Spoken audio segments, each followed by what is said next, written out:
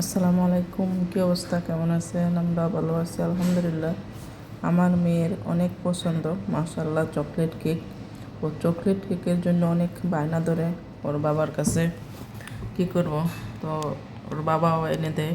আসলেই মেয়েরা কিন্তু বাবার কাছে কিন্তু মার কাছে আবদার করতে পারে, কিন্তু আর কারো সাথে এরকম করতে পারে না।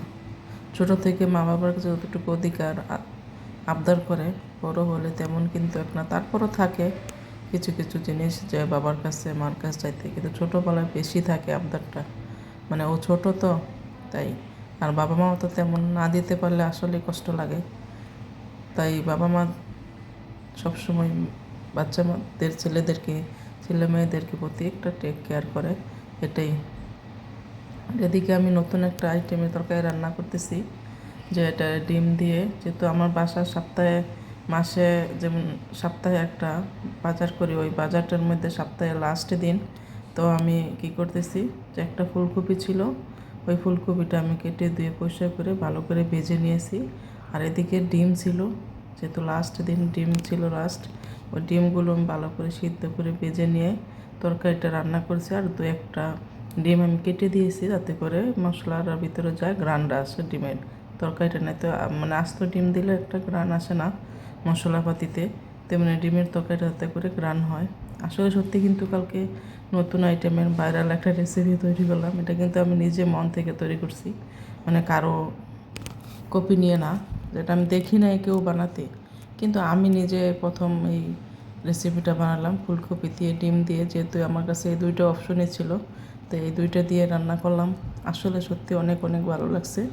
হাজব্যান্ডও খাওয়া দাওয়া করে বলছে যে আলহামদুলিল্লাহ অনেক ভালো হয়েছে। সত্যি বলতে তরকারিটা কিন্তু আসলেই টেস্ট হয়েছে, আপনারা একবার ট্রাই করে দেখেন।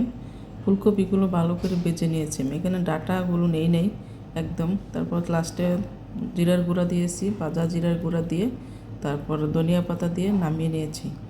অসাধারণ টেস্ট হয়েছে, আর কালারটাও কিন্তু অনেক সুন্দর হয়েছে। যেহেতু আমার মোবাইলের মধ্যে তেমন ক্যামেরা তেমন একটা ভালো না আছে মোটামুটি, কিন্তু বাস্তবে দেখছি যে তরকারিটা কালার সেরকমও হয়েছে। যেহেতু মশলা টশলা দিয়েছি, আদা রসুন মাংসের মশলা দিয়ে রান্না টান্না করেছি, ওসলও হয়েছে। অনেক সুন্দর হয়েছে, অনেক টেস্ট হয়েছে আলহামদুলিল্লাহ।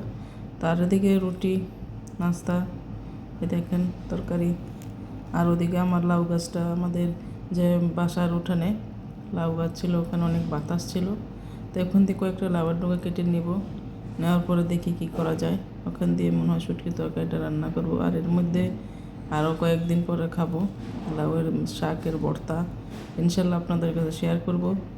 মাত্র অনেক হাওয়া, তারপর ধুলাবালু যায় রাস্তার পাশে, তো তাই। যেহেতু আমাদের রুমের পাশে, সামনেই একদম গেটের পাশে।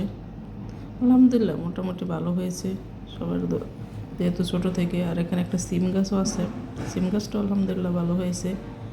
এখন কিন্তু আশাল্লাহ আমি উঠে এসেছিলাম 2 দিন আগে, আর কয়দিন আগে উঠে এসেছি এই ভিডিওটা। তারপর ভালো হয়েছে আলহামদুলিল্লাহ। এদিকে দোয়া করবেন আমাদের গাছগুলো যেন ভালো থাকে, ভালো হয়, এটাই। শাকগুলো উঠিয়ে নিয়েছি টাটকা, দেখেন কত সুন্দর টাটকা শাক গাছ থেকে উঠিয়ে নিয়ে রান্না করলে কেমন টেস্ট লাগে।